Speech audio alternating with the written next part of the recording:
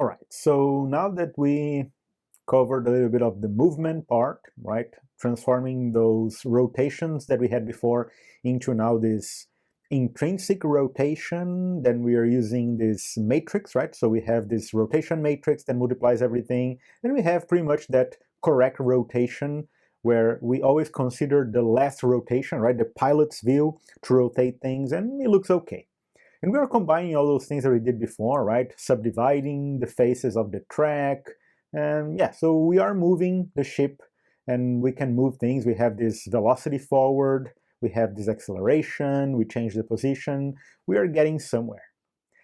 The one thing that I think is missing is, I want to change a couple of things, but the one thing I think is missing is, remember how if we are pressing left or right, we are not really using any acceleration or velocity change for the yaw, right? And even if we press up and down, we are not using any acceleration or velocity for the pitch. We are basically going there and just increasing directly the yaw and the pitch by a certain constant value. So that is a little bit jittery, right? So you're just always changing by 50 or 10 up and left. So I want to have this, if I'm pressing left, I want to go and have an acceleration for the yaw.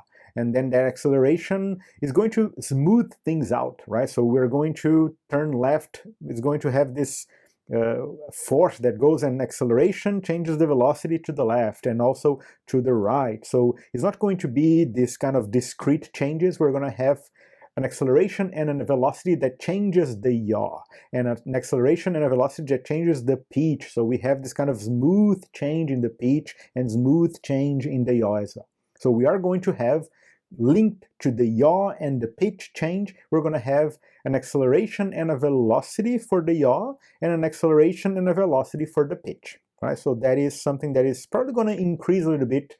It's going to be a little bit more of an appealing movement, right, to have this acceleration and velocity. So let's just go ahead and try to do that, right? I think that, well, one of the first changes that I want to do is, do you remember how we were changing in our ship.c whenever we have those movements? Remember this one when we have the thrust, and I decided to just shrink by half, right? Before it was 12, and then I think it was just too weak, the thrust. I am going to return this shift by 12, right? Because since we have this multiplication right here, I am going to leave this 12 right here, and maybe I want to change these values right here. So instead of 10, let's just put a bigger factor right here, right? So I want to keep that 12, right? So I want to keep that shift right by 12, that if we think about fixed point math, that is the correct shift that I have to perform after the multiplication. So I'm going to keep those 12 shift bits to the right, and right here, the thrust magnitude, I want to increase, let's just say by 700. Let's just really push this forward.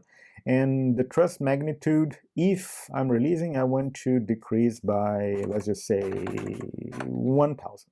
So I just want to see how this looks. Oh, and also, something that I noticed, do you remember how this thrust magnitude, now we are using this big factor and also the speed of the ship, right? So we have this computation of the speed of the ship right here. I don't think we can get away by using a short value for the speed. It cannot be only a 16-bit value. This has to be probably a 32-bit value. So let's just come here to our ship. And these values right here of speed, thrust magnitude, and thrust max, they are going to have to be long, correct? So long, long, and long. I think we can spare 32 bits for these values right here. Cool. So let me just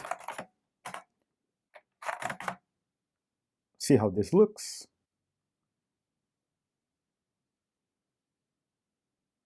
Very well. And if I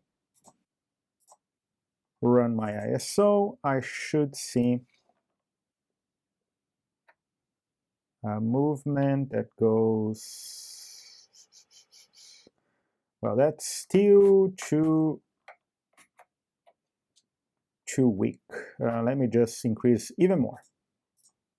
So main.c, 1300 and 5000 reduction.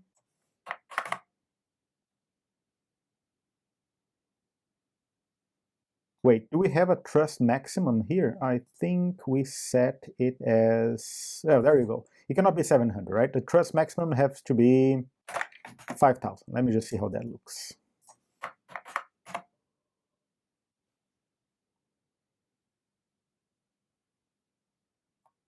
Right, let's try this again. Now, if we accelerate, okay, a little bit better. Going. Okay, yeah, I guess we can increase a little bit more. 8000, and then in my main.c, this thing can be 1700, and then maybe 9000 here. Again, I'm just playing around with the values. I just want to get something that looks okay in terms of speed, right? And of course, we are going to have to change these values of speed and acceleration and maximum value depending on NTSC and pulse systems, right? As we spoke before, these different timings of the console, they're going to have a direct impact on how fast or how slow the game is going to play. So if we're programming for NTSC, we're going to have some values, and if we're going to program for PAL, we're going to have different values. Right, and then we go here, faster. Yeah, I think we can live with that, right? Maybe we can a little bit faster, but I think we're getting somewhere. Right. Let me just push this one here to 3000 and this one to 15,000. And let's even push this one to 15,000. I think that's going to be okay. Right, so let's just go back to our problem that I want to solve, which was these ideas of having a velocity for yaw, pitch, and roll, right? So if I press left, I want to have this change in acceleration and change in velocity, right? And if I press right, I want to change the acceleration and velocity of the yaw movement. Correct? The yaw movement is what I change if I'm kind of changing this kind of around the y-axis, right? This is what I'm considering the yaw movement. So if I press left, I have to change the acceleration of the yaw, minus or positive, right? So that's what we're going to do right now. So we start everything with 0 in our ship initialization. And let's think about this thing right here. So if I press left or right, I don't want to change directly the yaw by a certain magic number, right? So I want to have this idea of having an acceleration of the yaw. And then this acceleration is going to result in a change in velocity, and then that change in velocity is going to change the yaw angle as we want. All right, so let's just think about that. Yaw minus and yaw positive. Right, so this is no more. If I press left or right, I'm going to have to do a couple of things. So if I press left, I need to decrease, right? It has to be minus a certain value. So let's just say that, well, let me just bypass the acceleration for now. Let me just change the velocity of the yaw, because see if you agree with me. If by any chance that velocity, right? So the ship velocity yaw, right? So we have that velocity yaw factor. So if the velocity of the yaw, if it is negative, let's think about this. So if it is negative, I need to, if I'm pressing left and the velocity is negative, then it means that I have to actually decrease even more. So the ship velocity yaw, I have to keep subtracting, right, by a certain factor. Let me just pick something here. Let's just say 128, right? So let's just give a value here. So if I press left and if my velocity is already negative, I have to go and keep decreasing by 128. Let's say a certain value, right? A certain factor. We might have to change this soon, I don't know. So if that is true, I decrease, but else, so if my velocity is positive, right? So else if the ship dot velocity is negative. Actually, if it is positive in this case, right? So if it is not negative and it is positive, I actually didn't need this test, but anyway, right? So just to make sure that it is positive, if I was going to the right and I press left, I need to reduce that change and keep going to the left. So I need to also say ship.velocity yaw. Well, we could give the same 128, but if I was going to the right, I want to go faster, right? So I want to kind of go faster to the left. So let's just say 128, let's say 256. So a little bit faster, right? I have to change the velocity more than if I was already going to the left in the first place. So this is, if I was already going to the left, I just subtract 128. But if I was going to the right, I have to go even stronger to the left, so 256. Let's just see how that looks. So if this is pressed, right, so if I'm pressing pad 1 left, I do that. But if I am not, well, then I'm gonna have to test the pad right. So look, I'm gonna change a couple of things right here. I'm going to test pad left if it is pressed, else if pad right is being pressed, and then I'm going to have a final else here. If I'm not pressing anything, I'm going to just decay the velocity of the yaw, right? So if I just released everything, I want to kind of go back to the original position, right? So if I'm going to the right, let's say, if I release the buttons, I just want to kind of always start going back to the original position, right? So if I was going to the right, I want to go back a little bit to 0. And if I was going to the left, I want my velocity to decrease. So I'm going to have this kind of decay. If I just release, I want to start decaying that velocity of the yaw, right? So I just restore that original heading that I was going for. So this is what I'm thinking. I'm going to have an if for the left, and then an else if for the right, which is going to be kind of similar to this one right here. So if I'm pressing right, if my ship.velocity yaw, if it is, in this case, positive, so if it is positive, I have to now increase 128, and if the velocity is negative, right, so this is the opposite of that, then I have to increase 256. And again, we might need to change these values later, I don't know. I'm just trying something. So that is if I'm pressing left, this is if I'm pressing right. And what happens if I'm not pressing anything, right? So if I'm just not pressing left or right. Well, here's the catch. I'm going to have to then, if I release everything, if I'm not pressing right or left, I have to decay that velocity of the yaw to restore it and to reduce it, right, until we get back to the normal yaw. So that means that I have to either decrease or increase, depending if it is negative or positive. So if the velocity of the ship, velocity of the yaw, if it is positive, I have to subtract ship.velocity yaw minus equals, let's just say 128. And if it is negative, I have to increment velocity yaw, increment by 128. I don't know, we might have to change these values later. These are just tests that I'm doing, right?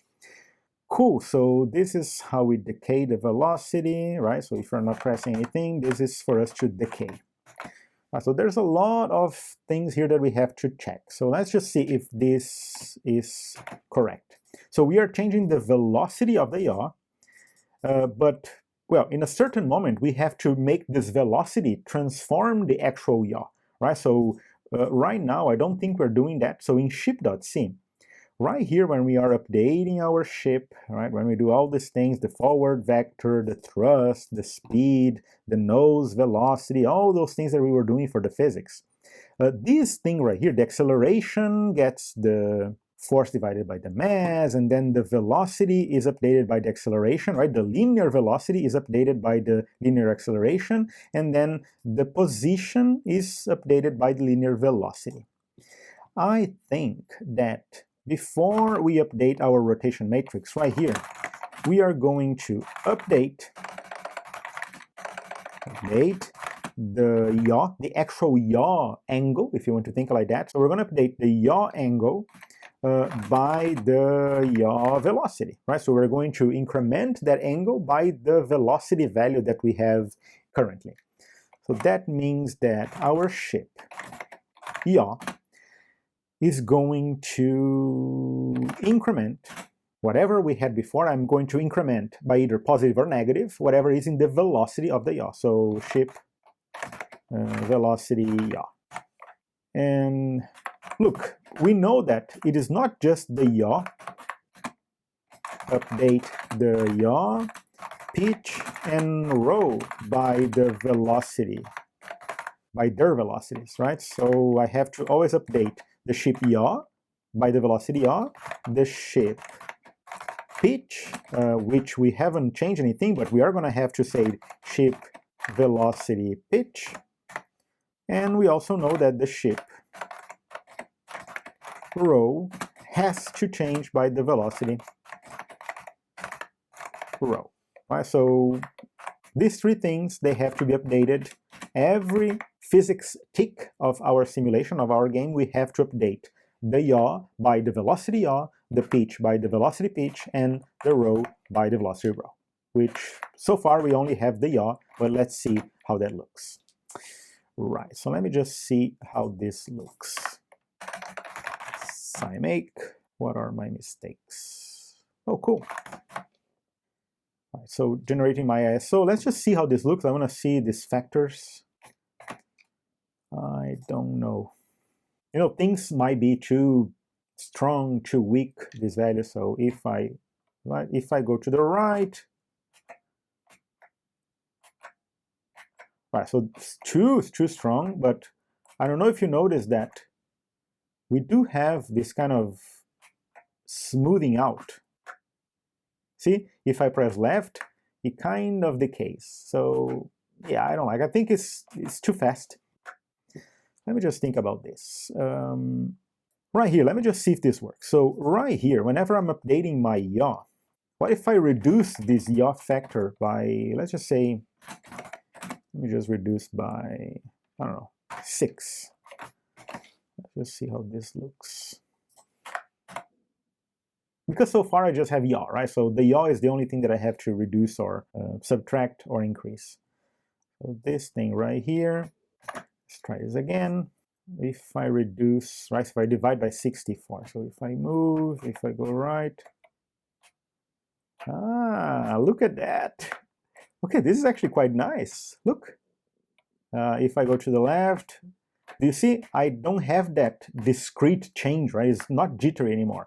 I increase my velocity and I decrease my velocity. If I release, it starts reducing and decaying. And if I press to the right, it increases the velocity and then start decaying. This is actually quite nice. I like it. So I think we found a good factor right here. So this is nice. The yaw, I like that.